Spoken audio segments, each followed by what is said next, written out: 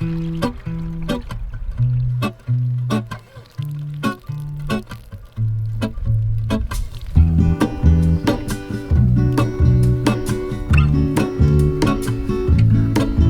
is a life I lead in this city, hurrying to cut my teeth. I can take what I need to get by, it doesn't make it easy. The other piece of my heart moves slow, somewhere in the great unknown. When I return from the afterglow, will you carry me like I am whole again? Wait, hold on, put me together, take me back where I belong. I want it all, I had a feeling but the feeling is all gone. Wait, hold on, put me together, take me back where I belong. I want it all, I had a feeling but the feeling is all gone.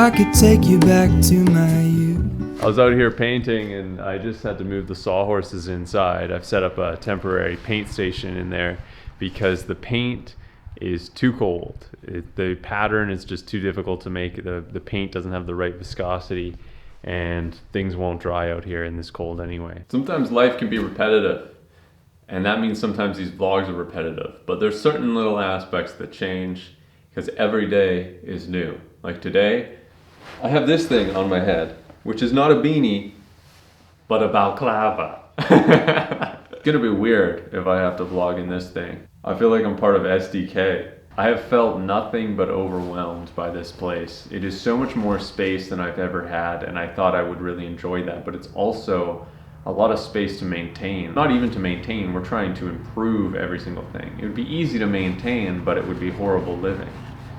You know, so that's kind of the idea, is to improve this living situation, improve the work situation, the workshop situation, the garden, the eating, everything. We want to improve everything about our lives, and that's a lot of work, and that can be overwhelming if you think about that amount of work sometimes.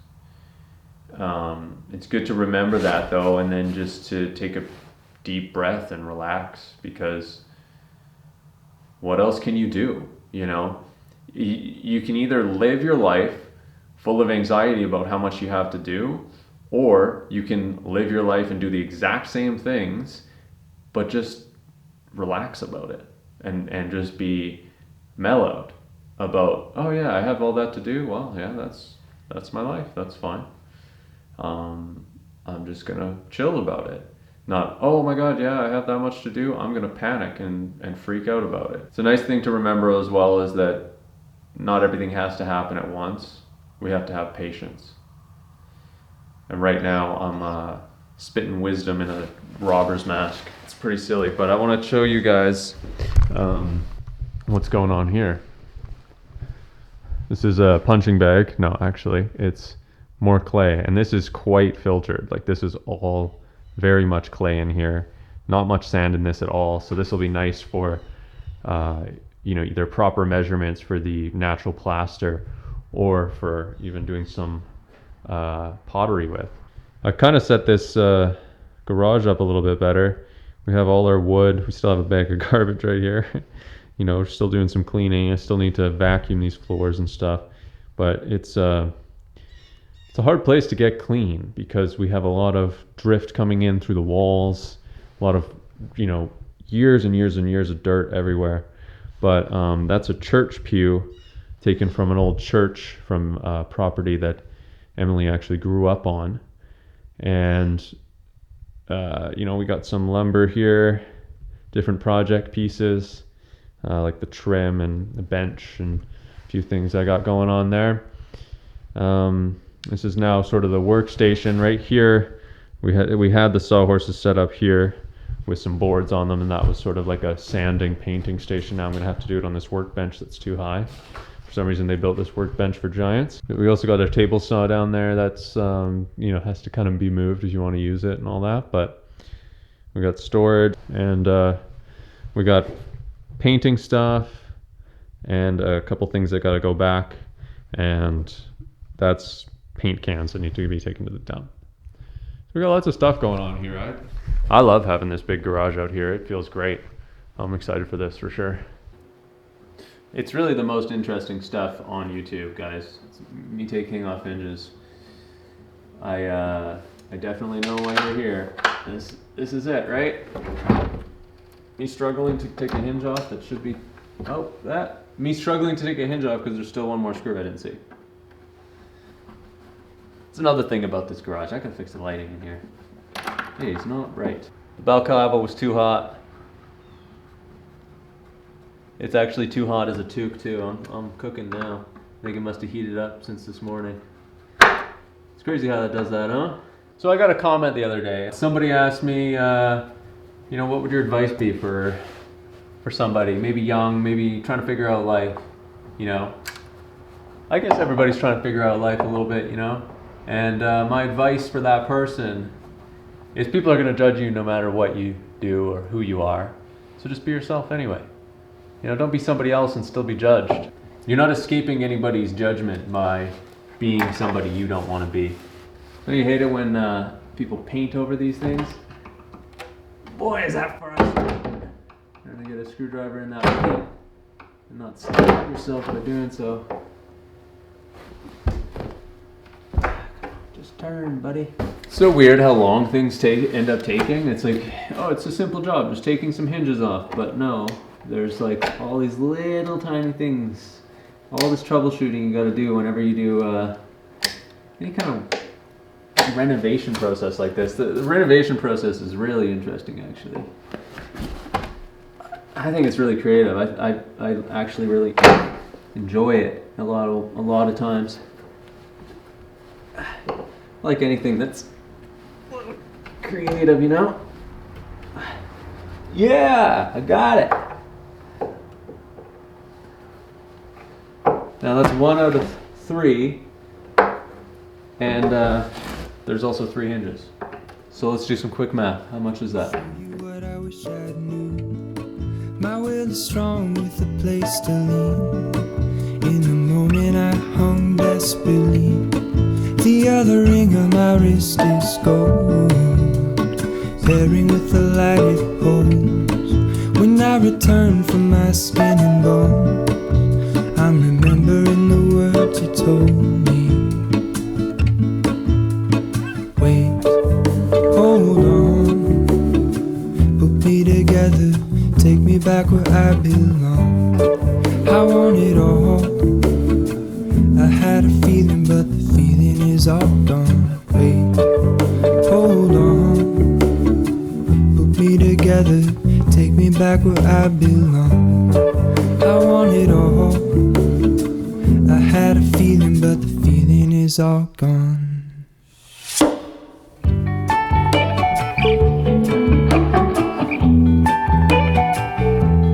Feeling is all gone.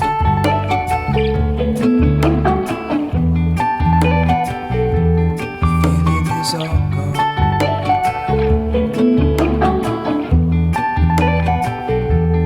Feeling is all gone.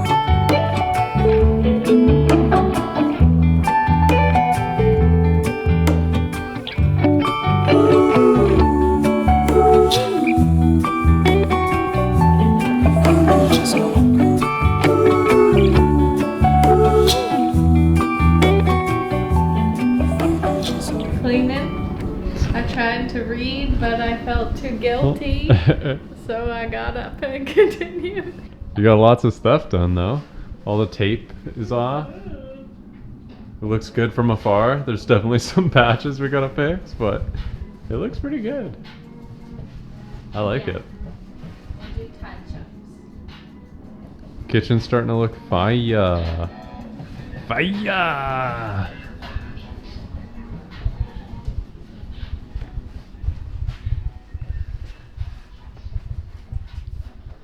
I'm gonna paint these up. These are the bottom cupboards, and these are the top ones.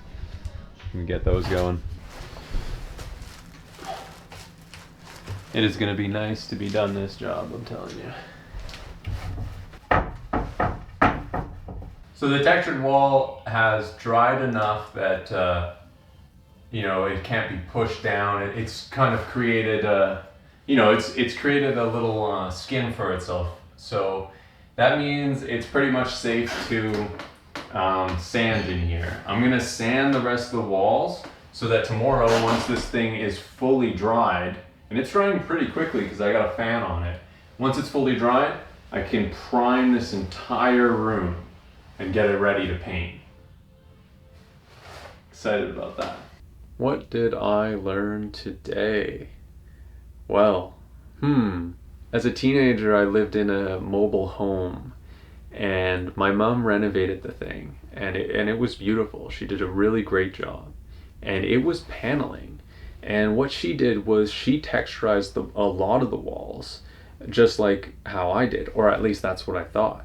I thought, you know, I had the craziest recollection of her using the exact same tool that I used, that like the metal trowel with the teeth.